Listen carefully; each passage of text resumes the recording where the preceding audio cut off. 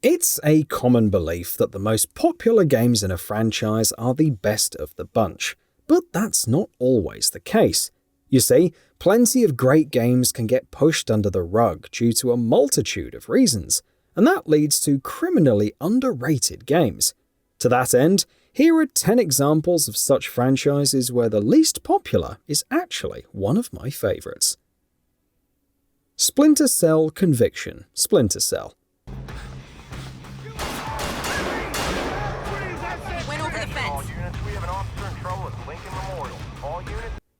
Splinter Cell Conviction was released in 2010 to a divisive reception, and a lot of that can be associated with the radical changes that the game made with respect to franchise norms.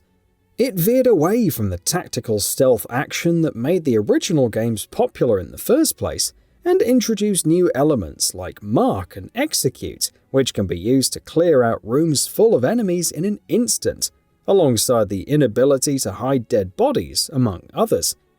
These changes were mostly made in an effort to make the game appeal to the masses. Sure, it's understandable why fans of older games didn't love this formula, but we adore Splinter Cell Conviction simply because these new mechanics enable a sense of flow to the gameplay proceedings.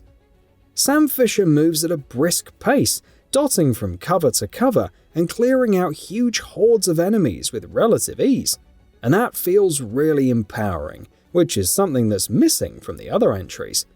And that's also really fitting, since you're racing against time to prevent a terrorist plot, so better to be quick and ruthless than clean and slow. The Legend of Zelda Skyward Sword, the Legend of Zelda series. It is really difficult to pick out the least popular game from the powerhouse that is The Legend of Zelda, but if we had to put a finger on one, it'd be Skyward Sword.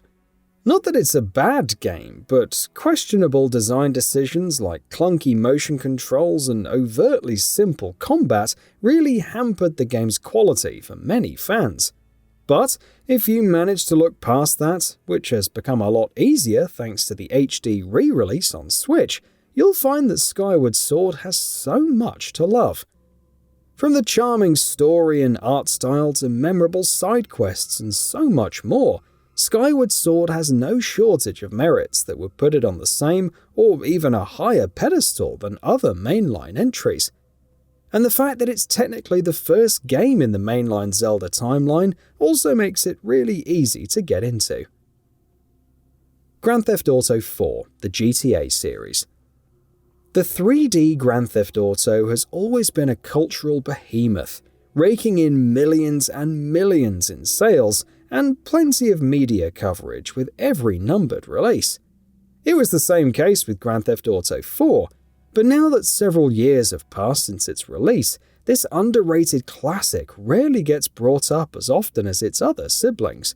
And this is a shame, really, because Grand Theft Auto 4 houses one of the best stories in the series. It masterfully balances the gritty nature of Nico with goofy characters like Roman Bellic. It also manages to tell a serious story about the cycle of violence, but without skimping on the satire that defines these games. Sure, the gameplay might not have aged the best, or it might not have had the best online component, but the story really grips you and takes you through this wonderful adventure. Try it once again and you'll be surprised. Max Payne 3, the Max Payne series.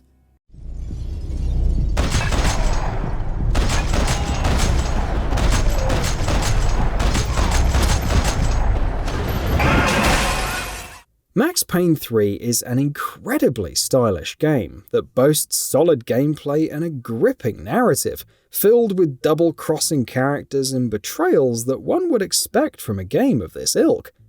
And while it was well received by critics, sales figures tell a completely different story. It sold a lot less than what Rockstar had hoped for, and the project was ultimately deemed a flop. Why many fans didn't jump on this game can be boiled down to just how different the game feels with respect to its predecessors, not just in the gameplay department, but also in the tonality of the writing. And while I can agree on those complaints in some sense, I like to view that shift in Max's personality as a part of his cynical character development, largely influenced by his alcohol consumption and the grief of his loved ones' deaths. Once you view it from that lens, Max Payne 3 starts to make so much more sense than before from a narrative department. The gameplay might feel heavier and limiting in terms of weapon choices, but it's easily the most polished of the trilogy, and it comes with some of the best levels, complete with set pieces and all the markings of a AAA quality experience. Mass Effect Andromeda. Mass Effect Andromeda was bombarded with negative reviews at launch, and that was for a good reason. The game was released in a poor technical state, and game-breaking bugs and glitches ran rampant in the launch version. But underneath that mountain of technical inefficiencies lies a surprisingly solid game that went unrecognized by most people. Sure, Andromeda might not compare to Mass Effect 2 in terms of story or the rich atmosphere, but it certainly made many leaps in terms of gameplay, and that should count towards something. Gone are the crooked 7th generation animations, and players are greeted to a reactive combat system that's just so much better and an absolute joy to engage with. Metal Gear Solid Portable Ops Metal Gear series. When talking about Metal Gear, it's easy to see the discussion revolve around the mainline entries, and that's totally understandable, since they are the blockbusters that coalesce to form the canon storyline of the series. But that doesn't really help the PSP exclusive Portable Ops case, which is really disappointing because it definitely deserves the same praise that its bigger brothers get. Translating a complex stealth experience like Metal Gear into a handheld format is a tough task, but one that Portable Ops accomplishes with flying colors. There's little to no compromise in terms of boss fights, which are as riveting as ever, the stealth, which is as fun as ever, and the story, which of course remains as convoluted as ever. For its time, it was a stellar stealth experience for a handheld game. Infamous Second Son, the Infamous series. Sucker Punch delivered 2 great games in the Infamous franchise, before moving on to Second Son, a game that would go on to be remembered as the underrated title of the franchise. But those believing that would be discounting the many leaps that Second Son made in the gameplay department, and how fun and balanced it is when compared to its predecessors.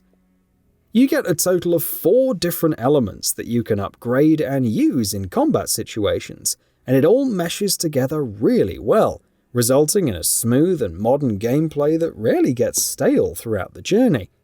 Sure, the story might be up for debate, but when you get to wreak havoc upon your enemies with so much style, a weak plot is rarely the biggest concern.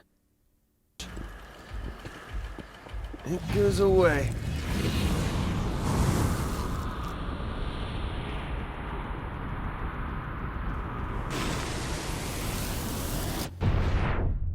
Hello, Science Center District. I lost you. Do you read me? I'm getting nothing, sir. You? Nothing outside our immediate area. Batman Arkham Origins. It's pretty rare to see someone talk about Arkham Origins in a positive light, and while that sentiment is largely understandable, considering how amazing the rest of the games are, that's not really fair to Origins either. I'd argue that Origins often gets misunderstood by fans, and that it deserves to be put on an equal pedestal as Arkham City or Asylum.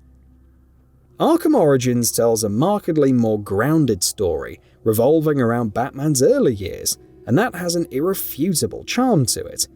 Furthermore, the gameplay remains as fun as ever, and you also get a sizable roster of villains to work through. Deathstroke is particularly a highlight of the experience, thanks to its well-designed boss fight and arena. And if you wish to see more of Mr. Freeze, there's always the delightful DLC that you can check out as well. It's over, Slade. What are you?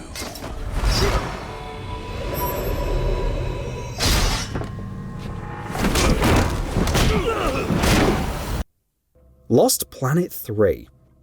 The Lost Planet series is a franchise that's mostly been lost to the times, and many fans blame Lost Planet 3's commercial shortcomings as a major reason for the premature end of the series.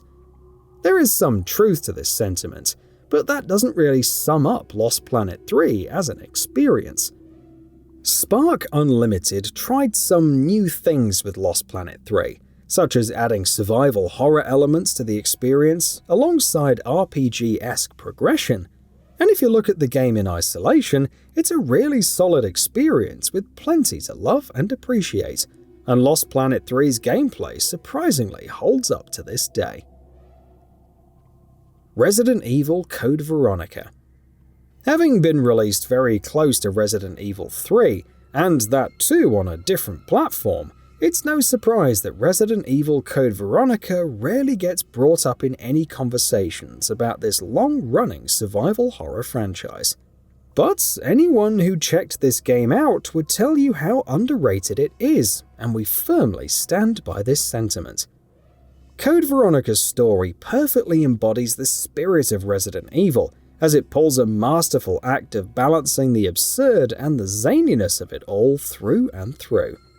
Sure, the gameplay hasn't aged all too well after these years, but a remake similar to RE2 is all that's needed to show what fans have been missing out on.